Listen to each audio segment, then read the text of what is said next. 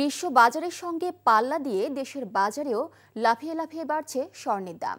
চলতি বছরের প্রথম ৩ মাসে মূল্যবান এই ধাতুটির দাম বেড়েছে মোট ১৩ বার, যার বিপরীতে কমেছে মাত্র ৪ বার। এছাড়া বছরের ব্যবধানে স্বর্ণের দাম বেড়েছে ভরি প্রতি প্রায় ৫০,০০০ টাকা।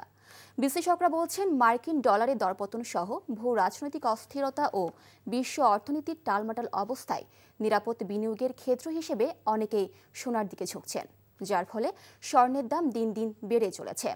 মোহাম্মদ আলমগীর হোসেনের ক্যামেরায় আরাফাত ইসলামের রিপোর্ট।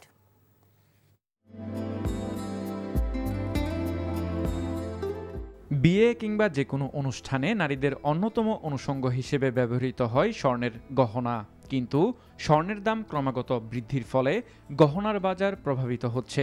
বিশেষ করে বিয়ে উৎসবে স্বর্ণের অলংকারের চাহিদা থাকায় এর মূল্যবৃদ্ধি ক্রেতাদেরকে ভাবিয়ে তুলছে।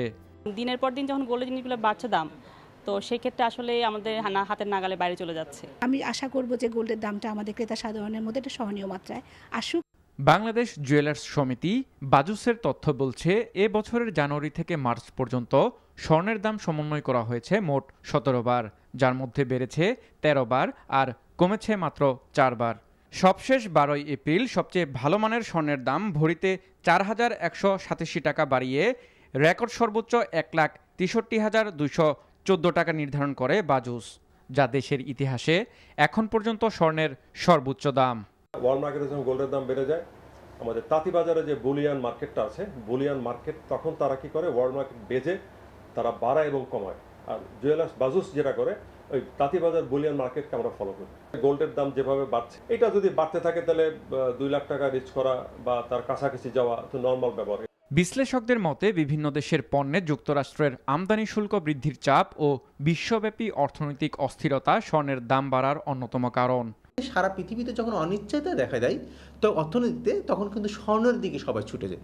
স্বর্ণকে তারা বিনিয়োগ হিসেবে গ্রহণ করে, স্বর্ণকে তারা মজুদ হিসেবে তারা ধারণ করে, তখন কারেন্সিকে কিন্তু ডিসকারেজ করে।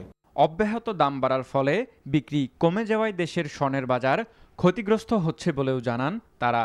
আমাদের রিটেল সেল আমি বলতে পারবো যে 70 থেকে 80% আমাদের সেল ফল করেছে।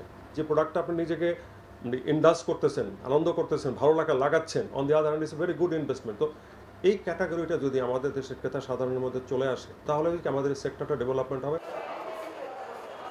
বিশ্ববাজারের সঙ্গে তাল মিলিয়ে দেশের বাজারেও বাড়ছে স্বর্ণের দাম। বাজুসের তথ্য বলছে, বিগত ৩ বছরে মূল্যবান এই ধাতুটির দাম ভরিতে বেড়েছে ৮১,০০০ টাকা। বিশ্ব অর্থনীতিতে অস্থিরতা এবং দেশে দেশে বাণিজ্য শুল্ক আরোপের কারণে আগামী দিনগুলোতে স্বর্ণের দাম আরও বাড়তে পারে বলে শঙ্কা অর্থনীতিবিদদের। আরাফাত ইসলাম, এনটিভি নিউজ, ঢাকা।